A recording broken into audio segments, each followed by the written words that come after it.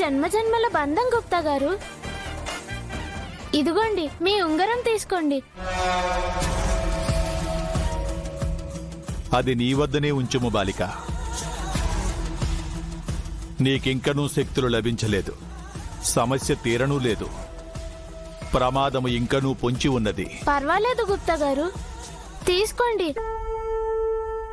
నా వల్ల మీరు ఇబ్బంది పడకూడదు.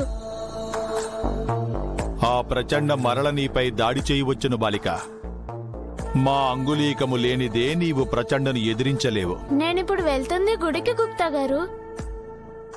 గుడిలో వాడు నన్ను ఏమీ చేయలేడు. తీసుకోండి. ఇది లేకపోతే మీకు మీ లోకంలో ప్రవేశం ఉండదు కదా. పైగా నా వల్ల మీరు మళ్ళీ శిక్ష అనుభవించాల్సి వస్తుంది. తీసుకోండి.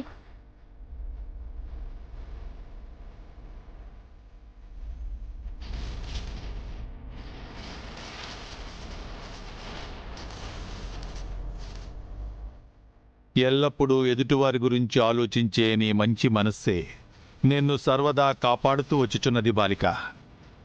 ఆ దుష్ట బాలిక మనోహరితో గత జన్మమున నీవు పోరాడితివి. ఈ జన్మమున నీకమ్మైన నీ సహోదరి పోరాడుచున్నది. ఇప్పుడు మరల ఈ రూపమును కూడా నీవు పోరాడుచున్నావు. నేనా మనోహరిని ఇంట్లో నుంచి గెంటేస్తాను గుప్తా గారు. మా అమ్మని నాన్నని కలుపుతాను. ఇది జరగాలి. మనోవాంఛ ఫలసిద్ధిరస్తు.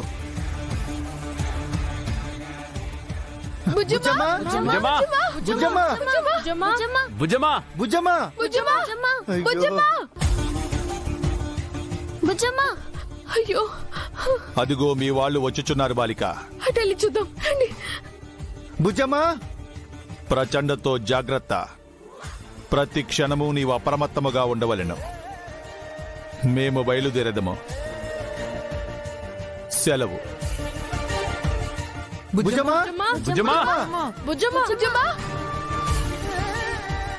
Sir sir sir Bujjamma sir.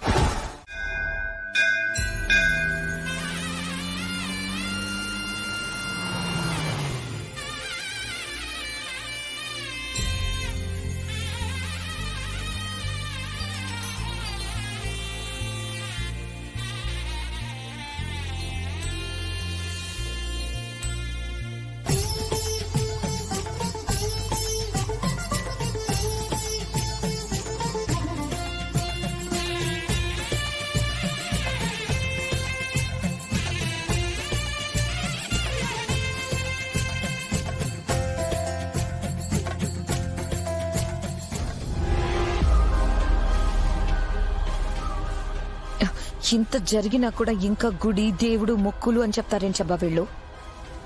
అంతగా ఏం మొక్కుకొని చచ్చారు? వాళ్ళేం మొక్కుకున్నారో మనం లోపలికెళ్ళి చూస్తే కదా తెలిసేది. పద మనోహరి. వాళ్ళ మొక్కులేమో కానీ నేను బాగా టైర్డ్ అయ్యాను. తొందరగా ఈ తంతంతా ముగించుకొని ఇంటికెళ్ళి రెస్ట్ తీసుకోవాలి. నీ సగం జీవితం రెస్ట్ తీసుకోవడానికి సరిపోతుంది. ఏమన్నావు? ఏం లేదు, మనం త్వరగా ఇంటికెళ్ళడం వాళ్ళ చేతుల్లో ఉంది. పద.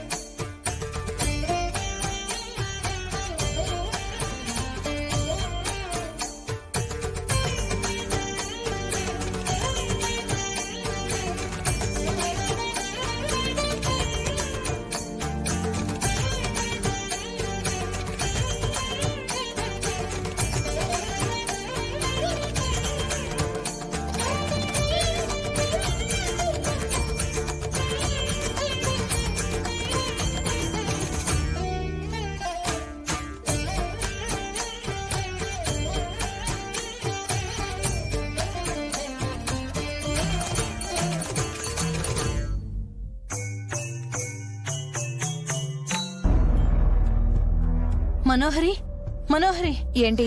అక్కడ పిల్లలు మొక్కులు చెల్లిస్తున్నారు.